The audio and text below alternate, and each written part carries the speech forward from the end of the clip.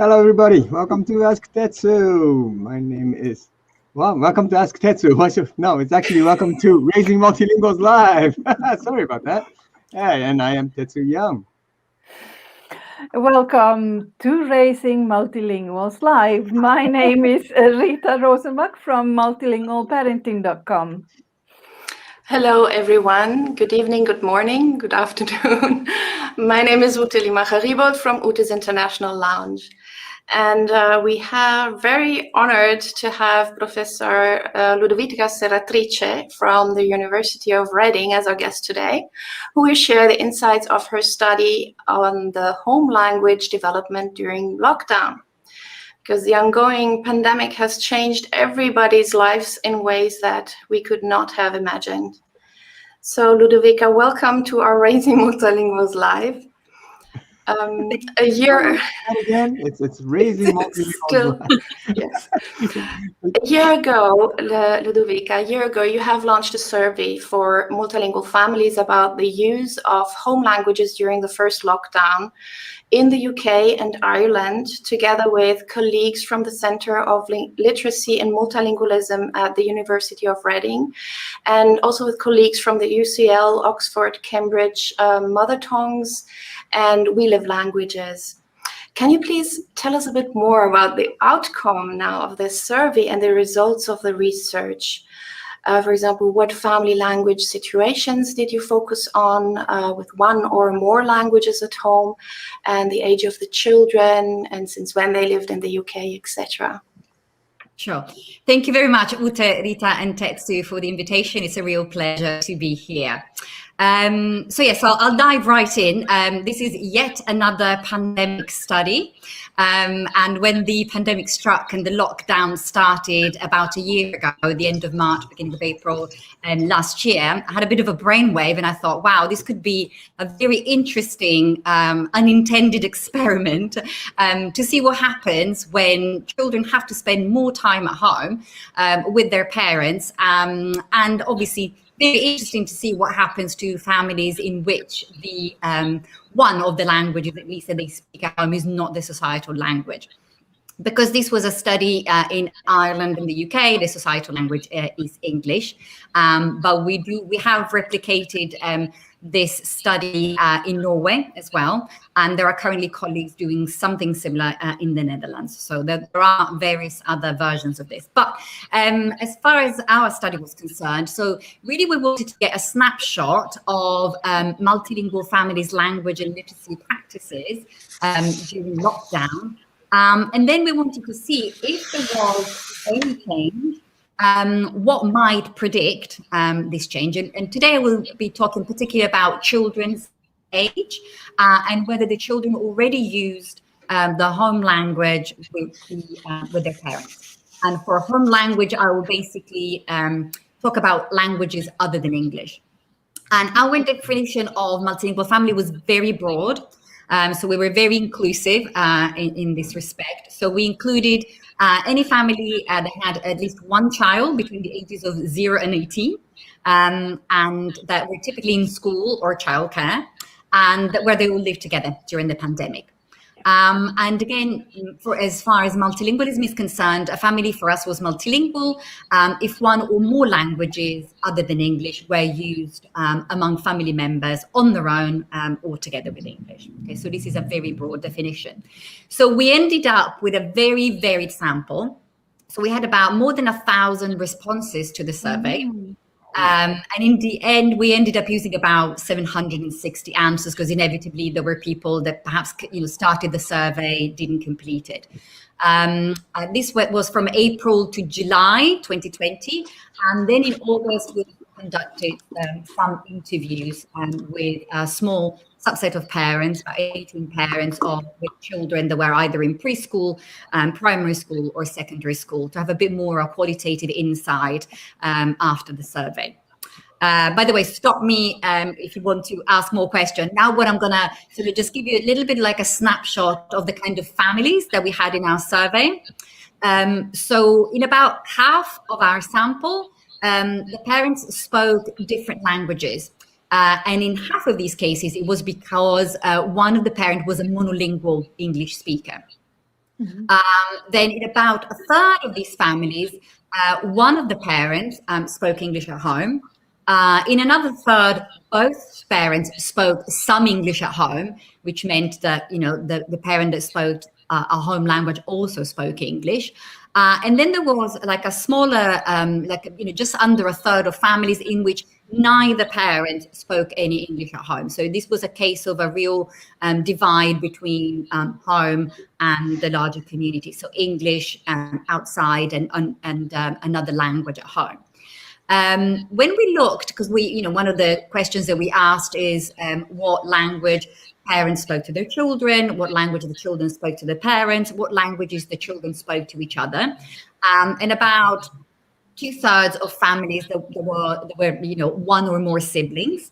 And interesting to see that only 6% of these families where there were more 2 children or more, the children only spoke the other language to each other. So in the remainder, about half of the children spoke English and the other language, and then 50% of our sample, so half of our sample, had children that only spoke English to each other. Okay, so maybe this is something that is somewhat familiar to you already. In terms of languages, we had a really good spread. We had 95 different languages. And then we had like a good representation. Like I said, about a third of our respondents were in primary school, about 20% in preschool. Then we had another group where we had both preschool and secondary school children. And then we had about 16% of children that were in secondary school. So we had, fewer older children, but still we had a good representation. And then basically the questions that we asked, apart from demographics, and it's important to remember, like I said, that this is an observational study. So we asked parents about the amount of language and literacy activities in English and the home languages at the point in time. Okay, and then we had another set of questions that asked whether there had been an increase in the amount of language and literacy activities in the home language compared to before the lockdown. Okay, so this is really sort of the bulk of the study. So what did we find in a nutshell?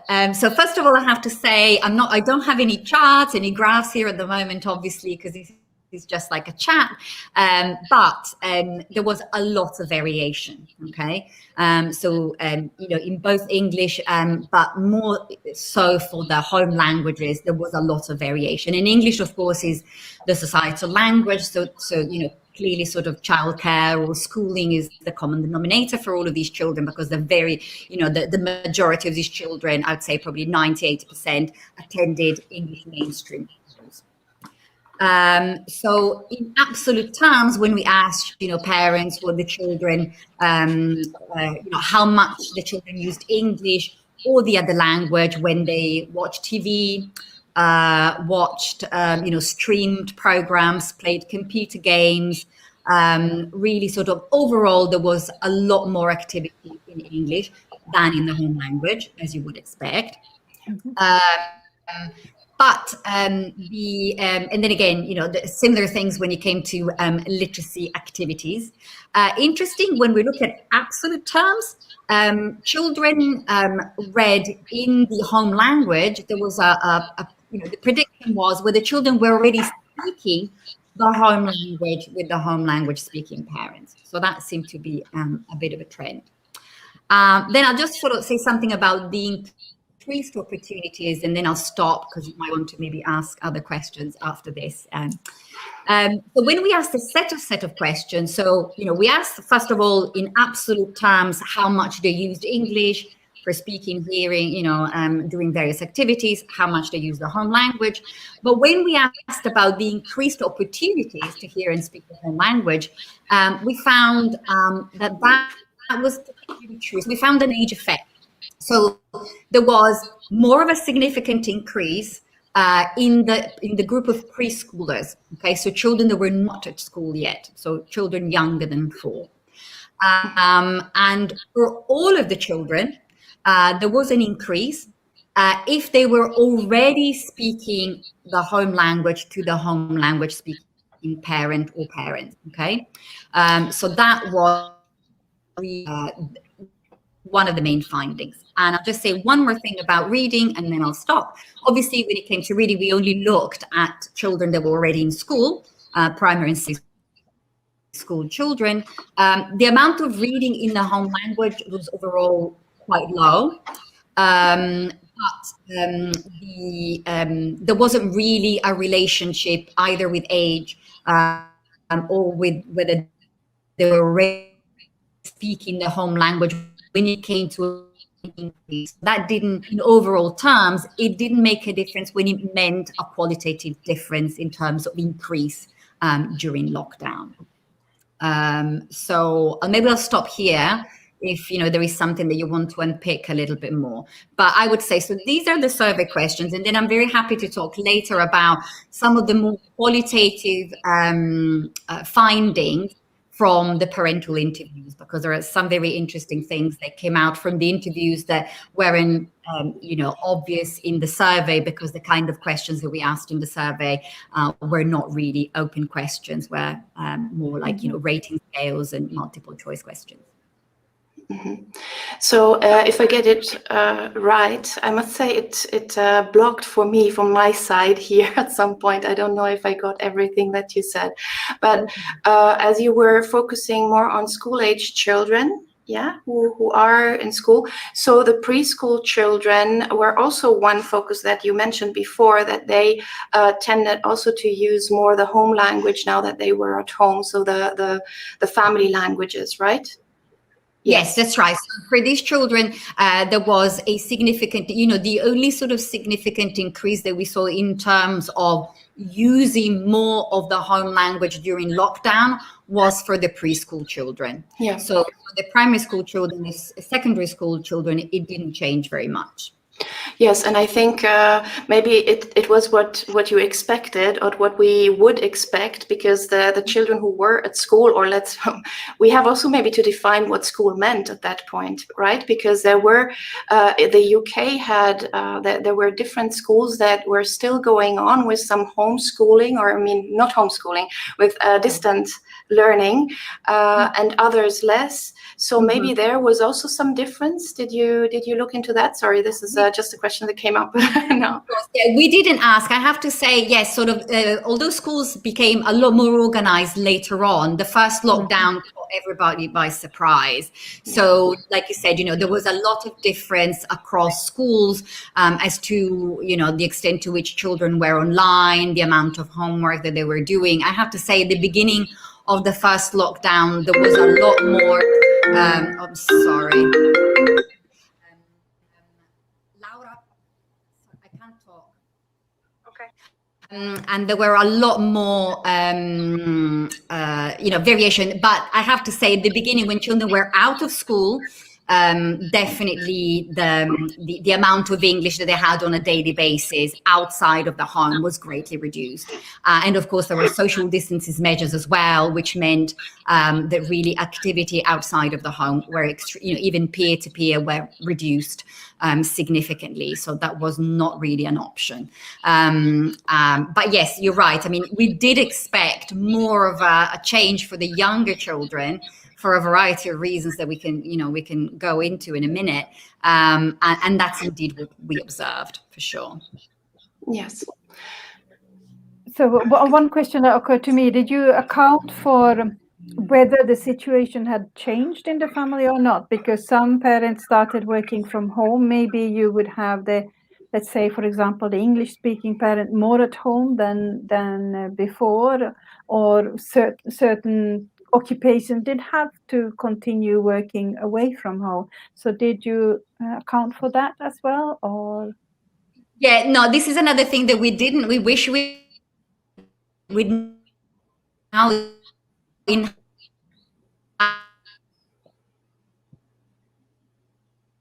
had asked, because we didn't ask parents whether they So sorry, Ludovica, I think we lost you there. So could you start your answer again, please, once you can see that your connection is good? I think it froze. Okay. Oh my goodness. for a bit. Yeah. Okay. Yes, sorry about this. So can you take your answer from the start, please, because you broke up. Sure. Yeah. I know that I froze. Yes, I will just say, so unfortunately, this is something that now in hindsight, I really wish I had asked. And although we do have some information through the parental interviews, we don't have this data in the survey. So we don't know to what extent, yes, parents were furloughed or continued working from home, or they were still outside, because you're certainly true. I mean, clearly, especially for the English-speaking parents, and we know that in half of these families, one of the parents was a monolingual English speaker, so only spoke English to the children. They clearly still had, input in that language, obviously. And it may well be that potentially could be that the home language speaking parent was still out working, in which case, yeah, you're very right. Yeah, definitely. Yes. Yeah, so we can't answer that. No, thank you. Yes. Tetsu, do you have a question? No, I'm fine. No. Yeah, I think you answered then the question about yes, the time that that parents had at home and how this influenced the language preference in children. But I guess that for the youngest children, this was something that maybe the parents were actually quite happy about, or that they did not expect, or they were. I'm thinking of the parents who are sending the children to daycare. Maybe they sent the children to daycare just for 2-3 months, and they observed this shift that happens when the children are sent to daycare or to school also in an additional language, that language becomes the most dominant one. And then with the starting of the lockdown, all of a sudden having them at home and having more time to spend with them, they shifted back to what was before. So I can imagine that, and this is maybe a question, maybe that you ask it to the parents: were you happy about this shift, or were you welcoming this shift? The reason why I ask this is because maybe compared to what happened later, because we thought at the beginning it's only for a few months, right? And then we are still in it. So many parents are, I saw this towards November, December, many parents were worried then at some point to say, well, our children are not exposed to the school language or the daycare language or the community language enough maybe to get back and to have that fluency that is required for them to go ahead, because I mean they are 2, 3, 4, 5, 6, 7 months older than when they started staying at home. Did you ask some questions about this? Yes, we did. Yeah, so we asked parents whether they were worried about of course, at the time the survey was open until the end of July. So by then we knew that we had been in lockdown. It wasn't just like a couple of weeks, but it was months. And by the time we asked this question, also a lot of children had not been back at school at all. Some children went back to school for just a few weeks before the end of the school year, but most children didn't even go back to school or daycare. So like I said, so in general, I have to say, parents were not worried about the effects of lockdown. And it wasn't something that really preoccupied them much at all. And then this is also something that we asked in the interviews, and then in some of the interviews we also included children, primary school and secondary school children. So we asked them how they felt about going to school after having been away for such a long time, and they weren't worried. So again, we only asked, of course, the slightly older children. We didn't ask preschoolers how they felt about going back to daycare. But I have to say, and we were potentially somewhat surprised by the fact that parents were not worried.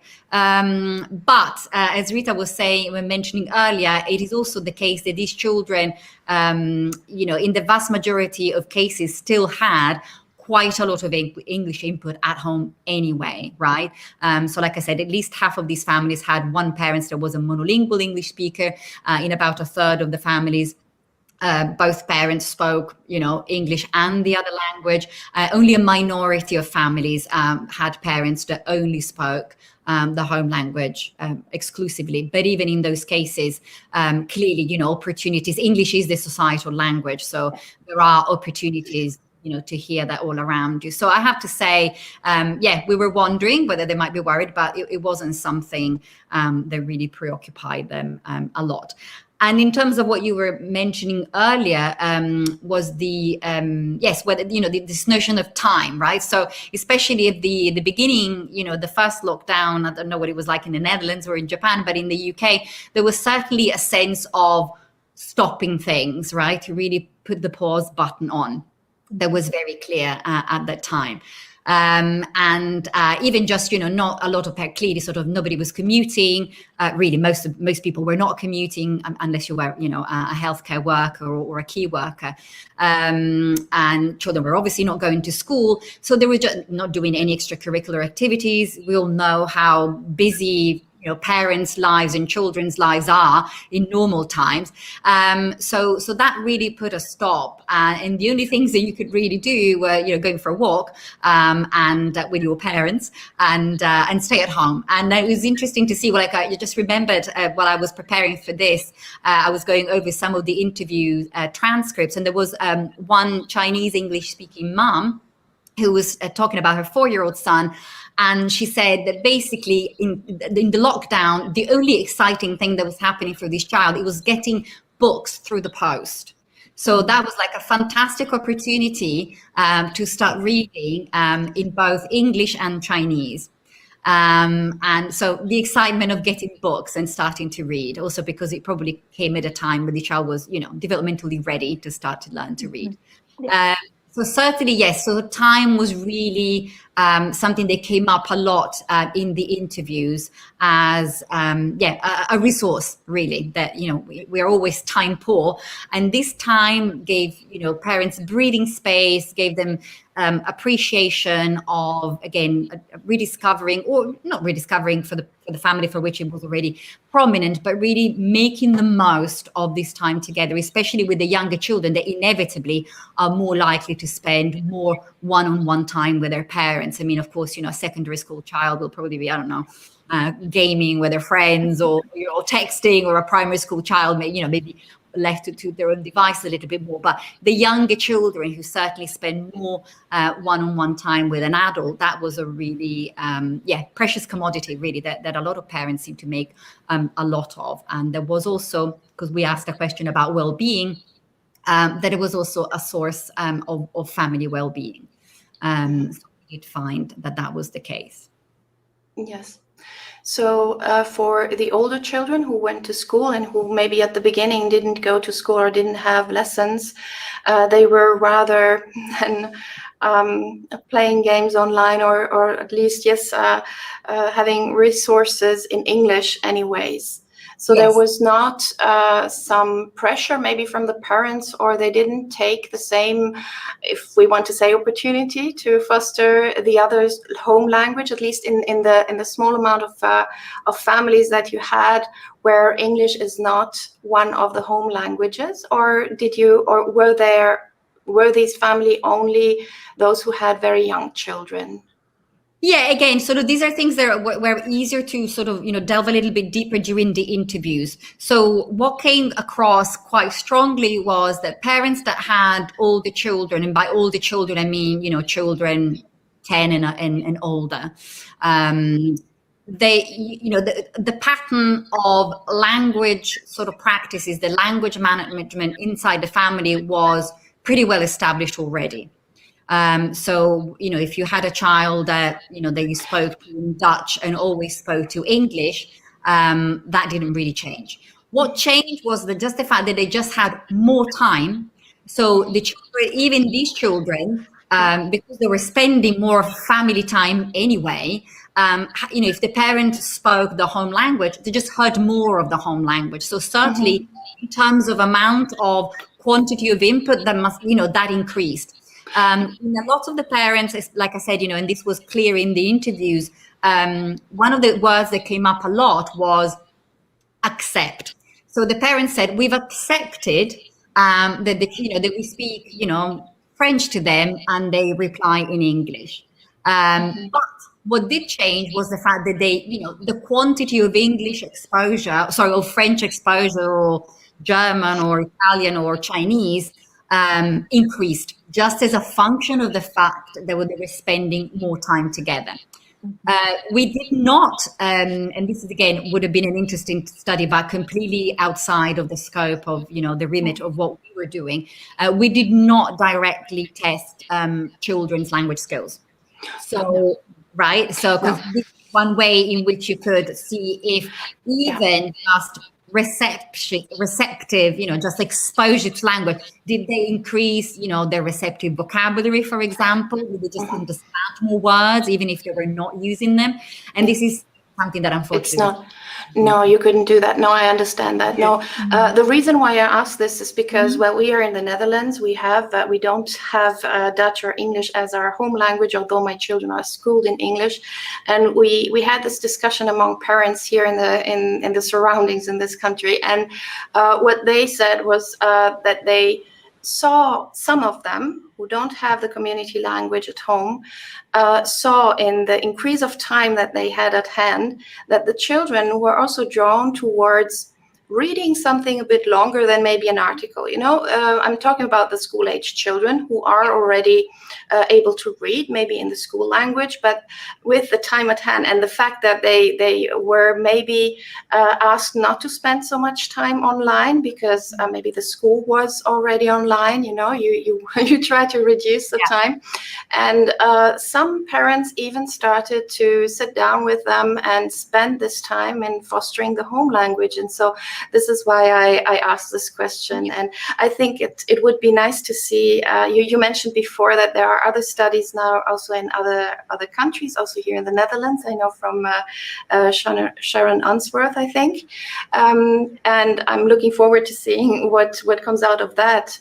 And also with comparison to the first lockdown, what happened in the second or third. We have countries around the world who are in the third lockdown, and how that happened there. But of course, it's another context. Well, the only thing that I would say to this, it is true. So, for example, children that already, so if you're a primary school child and you cannot read in Dutch, right? So you're in the UK, you've got Dutch and English. You cannot read in Dutch. We didn't find that these children suddenly started reading in Dutch. And, what we did find is that children that were already reading read more, at least some of them. So, for example, like I said, this was an interview with a German, Italian, and English family in London. This was an 8-year-old child, and this child read the whole of the Harry Potter saga, however many books they've got, I don't know, in German. Right. So this was, like you said, maybe before it would have been like something shorter, but this time it was a real undertaking. And because it's such a fun, young adult literature, obviously that clearly sort of, it was an interesting thing to read, and started reading in German and just went through it. Well, we did find, but the opportunity to learn to read did happen for younger children. So we did find that parents who had 4-year-olds, so children that were on the cusp, if you like, of literacy, and they would have started reception in England at 4 years old in September 2020, some of the parents deliberately took this time to teach their children to read. So again, this came out of an interview with an Italian and English-speaking family, and they were specifically thinking about, Italian is a transparent language where it's very easy to learn to read, unlike English, which is a complete nightmare. So they even thought that sort of learning to read in Italian was also indirectly a bit of a leg up when the child was going to start school in English. So they took this time to start, teaching the child to read in Italian. So that was definitely something that did happen. Yeah. Mm-hmm. Yes. Good. I think, do we have a question, I think, from Maria Antonella? Yes, we have. Ooh, sorry. Do you think that schools should consider adding some kind of reinforcement through Eal Support? Okay, so for children who've been in lockdown and they're kind of, yeah, I mean, just a note before you continue, EAL means English as additional language. Okay, so this must be a question from somebody in the UK, I'm assuming. Yeah, so what I did not say at the beginning is that overall, I have to say sort of a lot of these children, probably like the majority, were simultaneous bilingual children. So children that have been exposed to, two languages from birth. So the societal language, in this case, English, and, whatever other language or languages at home. So in the case of these children, clearly sort of English was already well entrenched, well established, okay, before lockdown at whatever age they were. So like I said, the parents were not worried, but I can see asking, the question that Maria Antonella asked, that it could actually be very appropriate for children, especially, for example, if there were new arrivals to the UK, clearly, with, maybe, 6 months of input in English a year, and then they've been home for, the best part of 6 months, and then they go to school. Then yes, for these children, clearly sort of, you have to be mindful that a big chunk of, their exposure to the language has been taken away. So for these children, I think it would be very appropriate to consider this kind of support for sure. Yeah. Yes. Thank you for the question, for answering the question. And I think, yeah, we could pass on to this question that is actually focusing on the possible long-term effect. I mean, as I mentioned before, it's not only the first lockdown. Some countries are on the third. What possible long-term effects does the lockdown have on the language development of children, or maybe now rather on the younger children? Yeah, so as we've already sort of mentioned, a few times, sort of there was this, really this split as a function of age between preschool children and primary and secondary school children. So I would say, so the ones for which we've tended to see a qualitative shift, okay? So by qualitative shift, I mean, everybody was spending more time with their parents, whether they liked it or not, right?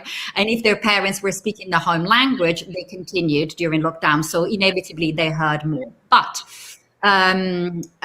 for younger children, we saw qualitative shift, things like, learning to read. So that's a qualitative shift, because the minute you can read, you've got like a whole new world opening up to you.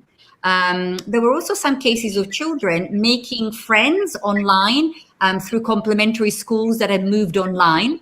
And therefore sort of, meeting children that they hadn't really maybe spent that much time with before, and then finding like almost like, a pen pal, but online, that kind of stuff. So that was a case that one, I think Icelandic parents told us about. Yeah, so like I said, there are some, for the children for which there has been a qualitative shift, another very important qualitative shift, if children that were answering their parents in the societal language, so in English, so parent speaks in Icelandic, child replies in English. There were cases for the younger children in which the children started answering in the home language. The parent speaks Icelandic, the child answers back in Icelandic. Okay, so these are really very important qualitative shifts that if they, if it's something, it's a catalyst for change. If this change remains, then clearly that's going to have like massive knock-on effect longer term, right? Because there is both exposure and use. So these are the children, it's a bit like, I would say, like a prolonged holiday effect, right? Yeah. So I think it's the experience of a lot of multilingual parents that when they go, during the summer holidays, they've got the opportunity of visiting, family back in the country of origin. And there are so many meaningful opportunities to use the language, maybe with peers as well, cousins, friends, obviously, the extended family, grandparents, and to interact, to do things that they would normally do in the societal language back home, in the home language. And there is a whole country, they use the language for all sorts of things. But then the holiday's finished, right? So it's 2 years, it's 2 months, or, for if you're lucky, or 2 weeks or 1 week. And then you come back and then, you revert back, because clearly sort of the pool of the societal language is very strong. And then I'm thinking, for older children that are already in school, if they're going to a mainstream school where pretty much everybody else speaks English and all your friends speak English, peer pressure, not just pressure, but, interaction with peers at that age is, of course, a lot more important than interaction with mum and dad. So inevitably, that's going to take, over to some extent. But it'll be interesting to see, especially, like you said, because, that was the first lockdown, but we had a second lockdown, and basically our children here in the UK stopped going to school again. They went to school for 2 or 3 months, from say September to mid-December, and then they didn't go back after the Christmas holiday. So they broke up, say, 20th of December, and they didn't go back until the beginning of March, right? So now, touch wood, there's not going to be any more lockdowns, but that was, again, another big chunk of time.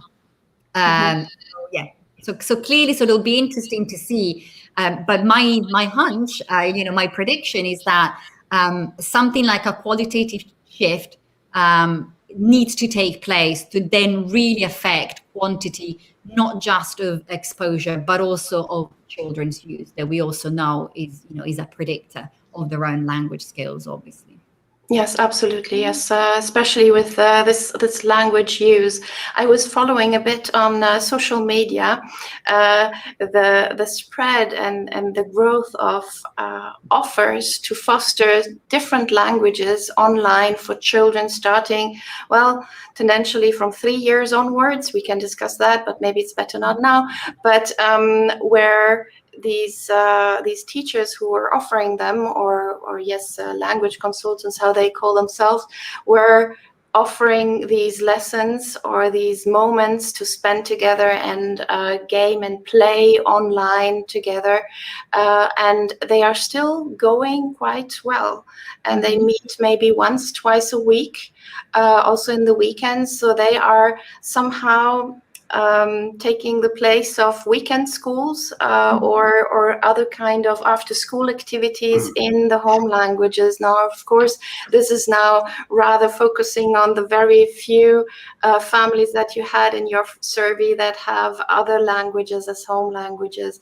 And I completely understand that when with the other families who all had, to some extent, also English, the community language, as one of their home languages, the results are quite different from what maybe one who has a similar situation like I have, or like Tetsu has at home, where you don't speak the community language at home. It might be slightly different. So I think I would be very interested in seeing the outcome of a survey that focuses on the multilingual families who live abroad. So you mentioned the study that is going on now here in the Netherlands. Are there other studies around the world that you know of that are focusing maybe more on multilingual families?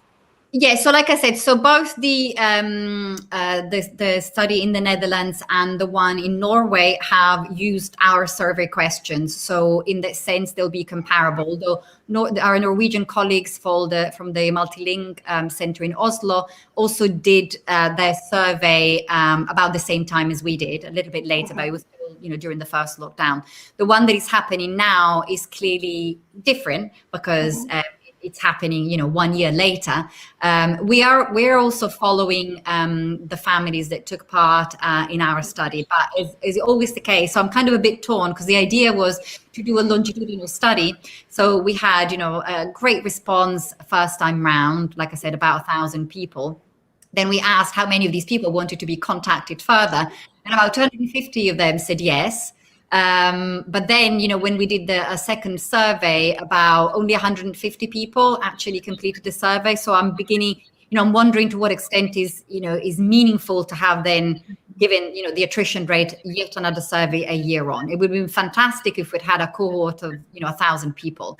Then, when you've got large numbers, then you can talk meaningfully about, trends and differences across age groups and, whether there is a language match or not. When the numbers dwindle, it's a little bit less robust data. But what we do want to do is at least follow the qualitative strand of the research, because it's a little bit more manageable, and look at those parents that in August, when we interviewed them, said that there had been a change. to see whether this change has been maintained over time. And like I said, and in the context of interviews, you can also ask more probing questions and ask, what did you do? What kind of language management? Did you, what was your approach? Did you do anything, like you said, something very practical, very specific, like enrolling your child on a language course or literacy course or whatever? Or was it just a case of, continuing what you were doing in your family? But it was also interesting to see that some of the families were doing what you say, like everything right. Okay, so always using the home language, giving the children plenty of opportunities, to use the language. But I will borrow here like a sentence from an interview with one of the parents who talked about necessity and opportunity. So this parent said, she said, I've been 1,000% consistent in speaking Italian since her birth, but it didn't matter until she really was home. Okay, so in this family, really sort of, this was an incredible catalyst for change, spending more time. In this child's case, it was the use of pretend play. And then pretend play was something she was only doing with her mom. And her dad is a monolingual English speaker who understands a little bit of Italian. But pretend play was something she did with her mom, and everything was in Italian. And again, and sometimes it's a question of finding what is the trigger, what is the catalyst, what is something, because children, of course, need opportunity, so they need to be exposed to the language, but the opportunity must be meaningful, right? Yeah. Because our multilingual children have got the option to default on another language if they want to communicate, right? So for them to speak the language that is not the societal language, they have to have a driver. Yes, and with this regards, one question that I have. Maybe you didn't ask it to the parents, but maybe it would be a question that you could ask them, because very often when we, Rita, Tetsu and I, we talk with parents and they tell us, well, we see that our minoritized language within our family, that is not the community language, not the most dominant language, is suffering a bit. One of the tips that we give or the suggestions that we make is, if your partner also speaks your language, why not creating moments where you use the minoritized or minority language at home a little bit more.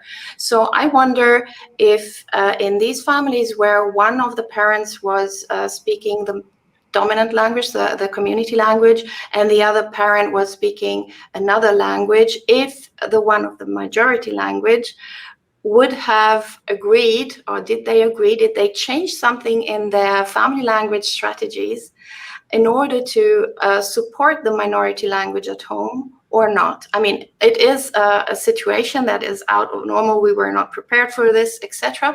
But it might have been one idea, maybe from some families, to actually shift and change something, so to have maybe time and place, or adapt the minority language at home during the week, for example, during the weekend, in order to foster the minority language. Did you ask this question, or do you know about this? Yeah, so it's not a question that we asked in the survey, but again, we've got some evidence in the interview data. And again, we're going back to always this age issue. So because everybody was home, most people were home, the parent who did not speak the minority language was also indirectly exposed more to the minority language or home language, just because they were at home and the other parent was speaking to the child. So in the case of younger children, clearly the child-directed language was much easier. The way you speak to a 2-year-old, sort of.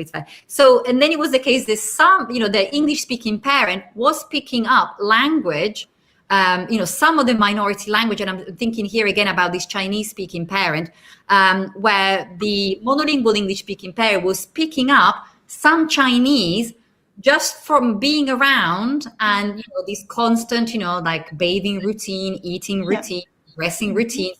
So some of this for sure. And like I said, this is not something that we looked at particularly in the survey, but also from previous research I've done and research of colleagues. One of the things that really makes a big difference is whether the societal language parent at least understands the minority language, right? Because then the minority language parents can use this language without feeling they're excluding the parent, right? The minute you've got somebody who's a completely a monolingual speaker, especially as children grow older, you need to switch a little bit more to the societal language if you don't want to have a track family where, only the mother understands, only the father understands, but the child understands everybody. But it was interesting to see that in families with younger children, parents also picked up a little bit. So I wouldn't say maybe there was like, at least, and like I said, we didn't ask in the survey, so it's just interview data from, that came up in some of the parents that had younger children. Maybe not a conscious strategy, but something that was directly beneficial as well. Because it also gave, the minority language speaking parent more license to use that language if, mom or dad was also picking something up in a way. Mm-hmm. Yes. Great. Yeah, for me, it would have been an opportunity for these parents to once dive into the language of the partner, right? Yeah, sorry, Tetsu, you wanted to ask. I was going to say, I would chime in. Specifically in our situation, in our family, we have English, French, Japanese, Mandarin, and Spanish. And I take care of Mandarin. I speak only Mandarin to the kids. But last year, so my wife and the kids first came to Japan, like I'm in Japan right now. But I had to stay back in Canada to take care of the parents. And that's where we really found out that my input in Mandarin just suddenly pretty much all disappeared. We do try to speak on Skype and whatnot, but it's tough. It's just not the same. I felt. So suddenly we started a new thing, which I had pretty much zero expectations, and that was to start taking online lessons for Mandarin. But that turned out to be a fantastic strategy, which we continue to today. Even though I'm with the kids, I speak Mandarin to the kids, we continue with our italki teachers because they're loving it. They're like fighting each other to take that lesson. And that's been something that really dramatically changed our, improved, I think, our strategy, to add different elements other than OPO, because our main strategy is basically OPO, but we add bits and pieces, which had really grown into something pretty big. And we also continue this with Spanish, which we teach our kids Spanish through au pairs. We bring in au pairs from Mexico, but again, with the pandemic, we couldn't bring them in, but we connected, with our previous au pairs, and the kids love the au pairs. They already have a bond, and so the au pairs are, able to keep them on, their focus on the screen, pretty well. They're going on, 30 minutes, an hour. And again, this is something that just developed this strategy, which we had not thought of before. And maybe you should mention the ages of your children, Tetsu, so yes. listeners can have a view of what you're talking about. That's true. That's true. I should have. So my oldest is 8, my second is 7, third is 4, and the youngest was born last year, right in the pandemic. So she just turned 1, and I think for the 4-year-old, it's really easy to see a kid just just float away, and during a lesson, if the kid's not interested in the teacher or the subject, I was expecting him to really not be able to hold the attention for any significant period of time. But no, he's fighting the older ones to have that time with the au pair and just going on in Spanish with the au pair. So that's it's been a tremendous strategy for us this past year. Because that's something meaningful to them, right? So they want to be, and that works, right? If you put them in front of a computer, say, talk to this stranger for 30 minutes, oh my God, maybe not. Exactly. Yes. Or my children are older. They are all teenagers. I have 2 daughters who are 14 and a half and a son who is 18. But I observed that one of my daughters is a very keen reader. She started reading all kind of books in German, which she didn't do before the pandemic. But as I said, we had so much time at our hands, and we couldn't meet the friends. We couldn't go to our family who is far away, and well, for other reasons. So we somehow compensated this lack of input that we would have had. Could we have spent maybe a summer in Germany or in Switzerland, where we usually go? We compensated it with this kind of input, like Tetsu said, with online input, with all kind of resources that maybe the children knew that they existed, but then they discovered and said, oh, that's quite interesting. You can even name series on Netflix or YouTube channels that are talking about the topics that they like. And I saw that the interest, the motivation is the key, right? So the interest in a certain matter, and I observed how they increased their knowledge in the language, really, on also, not only the understanding, but also the speaking improved. And this without being in contact with peers in a normal way. So that I had the impression I learned some German from watching Dark on Netflix. Okay. Series. Yes. I was fascinated. You mentioned some examples from the interviews you had, and I know this is not a question that you prepared for, but if you remember other things, like you mentioned that a child got motivated by receiving a book through the post. So I'm looking for ideas that parents could still use when we go back to whatever normal is. The other one was online like pen pals or people, and then the third you mentioned was pretend play, which I've always believed on, because I always say get your child a monolingual toy to motivate the speak, because that usually works with small children. So are there any other such kind of gold nuggets of insights from parents that you can tell us? Well, some of the parents I remember they talked about, apparently there is a child version of Duolingo. I don't know if yes. any of you have looked at that. Yes. So again, some of the children but interestingly, actually, because these were children that were already very proficient actually in the home language. But they started learning yet another language through Duolingo. So this wasn't something specific to their own home language, but an indirect, knock-on benefit, an interest about language learning in general. Because clearly, the kind of stuff that you do in Duolingo is really elementary, although apparently you can move on to narratives and content are a little bit more demanding.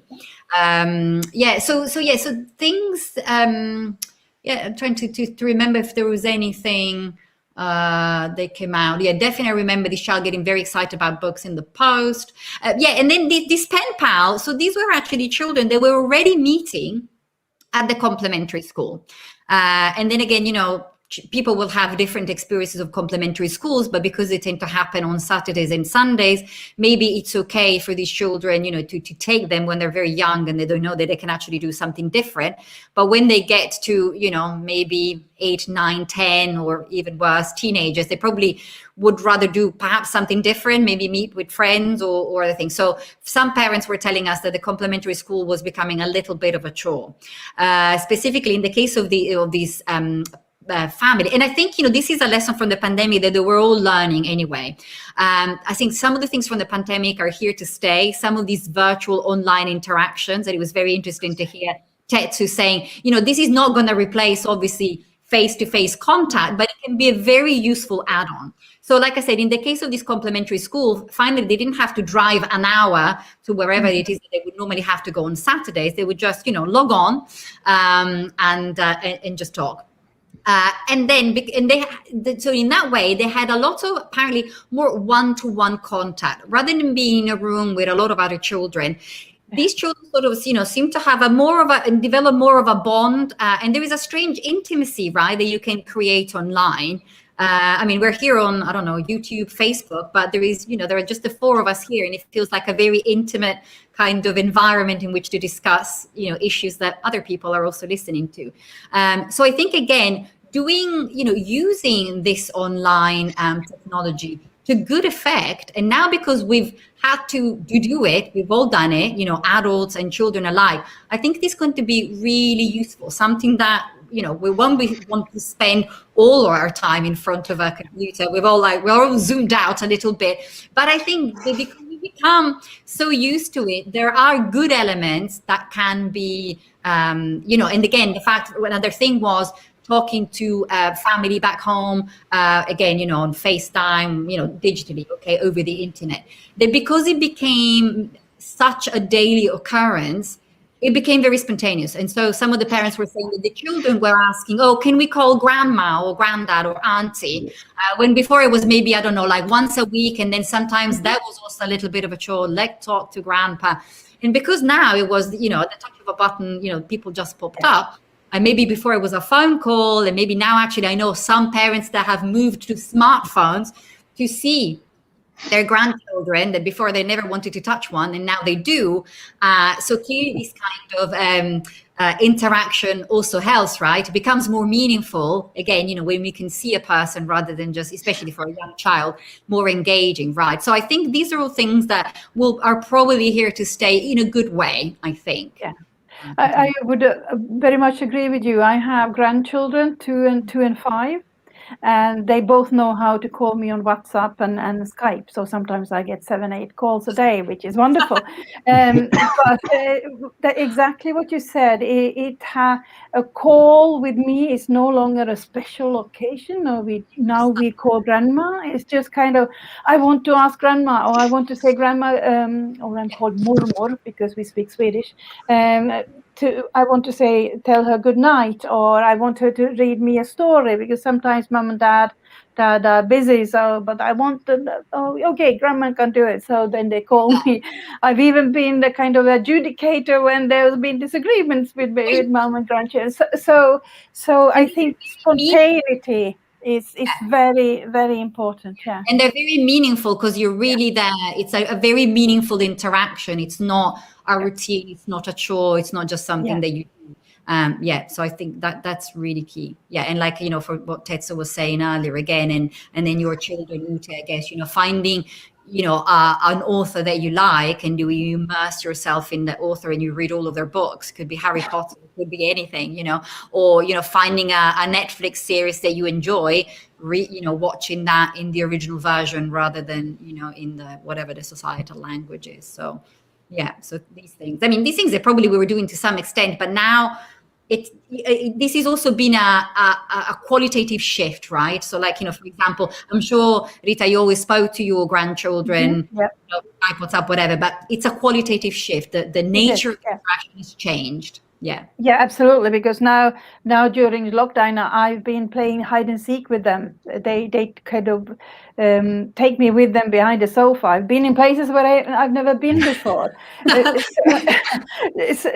that is kind of, it's been much more interactive and enjoyable. And they kind of, now the small one knows he wants me to bring out the penguin, because I have a penguin hand puppet, and the Moomin kind of teddy, that they always have to be part of the discussion. So yeah.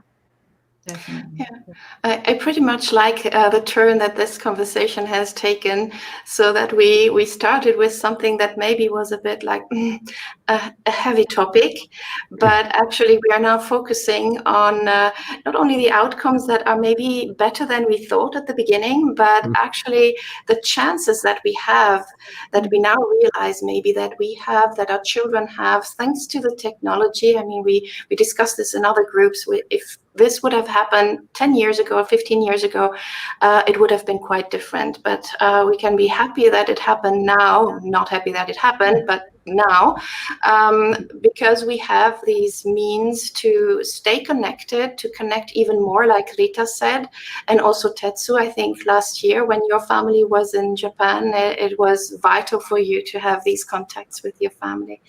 And yes, Ludovica, I think we don't have any more questions at the moment, but people will probably drop some questions in the comments on YouTube and on Facebook later on. We're already an hour that we are going. So maybe it's time to end this, although I would really like to know how the next steps are, what the next answers from parents and from the researchers who are now investigating the families in the not up 10th, but third lockdown are doing. Yeah. And I would like your wisdom from what you have read kind of from the interviews. What would you like to tell the parents? Yes. Yeah, you took it. You can finish with that. Yeah, well, like I said, like they're obviously, all the parents are doing everything right, because the parents do. But like I said, they really sort of try, and I think they already do that. You know, they really embraced it, like Ute was saying, what is positive about this. And, you know, and for a lot of families, I'm not saying that it's been the case for everybody. And, you know, for the families that have been lucky, where there has been, you know, no major health issues, financial issues, and all of these things. So the embracing, you know, the opportunities that we've had and really treasure them and build on them. And I'm sure a lot of families will do already. And I'm very curious to see when I talk to them next in May, what has happened. So if you like, I can come back at some point and keep you posted and see. Absolutely. We'd love to know. Yes. Great. Wow. Thank you very much for this interesting topic that's absolutely relevant to the whole world right now. And thank you for doing such important research and sharing your thoughts and expertise with us. Well, okay. So again, time is always not on our side. We always run short, but we have to wrap this up and move to the next steps. And what I'll do right now is to present to you our next session, just a peek preview. But I am absolutely thrilled to present our next speaker. Let me put him on the screen. And a huge topic. So I have been in contact with with Professor Fred Genese for I don't know how many years now, for a good 4 or 5 years now. But it is really the first time I get the opportunity to interview him. It's a tremendous honor, and it is a huge topic that I am deeply interested about, and it's code mixing. And some people use that interchangeably with code switching. But it's nonetheless a huge topic, and he will be talking to us about what code mixing tells us about bilingual acquisition. So let me give you a little bit of bio on Dr. Genese in case you don't know him. He's from the University of in Montreal, so McGill University. That's right around the corner from where I live. Normally where I live. Right now I am in Japan, but so Dr. Genese's primary research interests focus on bilingualism and bilingual first language acquisition, and typically developing children and children with developmental disorders. So I do want to mention that this is McGill University is based in Montreal. It is a very bilingual, multilingual city in North America. In fact, it's I think been called the most trilingual city in North America. So in particular, his research examines the early stages of the acquisition of two languages with the view to better understand this form of language acquisition and ascertaining the neurocognitive limits of child's innate ability to acquire language. And he is interested in second language acquisition in school and modalities for effective acquisition in school. So truly an authority in this area, and we will be talking to Professor Genese in 2 weeks, May 4th, 1 p.m. New York, 6 p.m. London, 7 p.m. Paris, as usual. So again, please, come back in the same channels. We are on Facebook Live and YouTube Live 2 times a month. Okay. Thank you very much. Thank you very much, Ludovica. Ludovica, thank you so much. Thank you very much, Ludovica, and may the 4th be with us all. Yes. And thank you to all the audience. Thank you. Yes. We will see you. Thank you for everyone. Bye. Bye. Bye.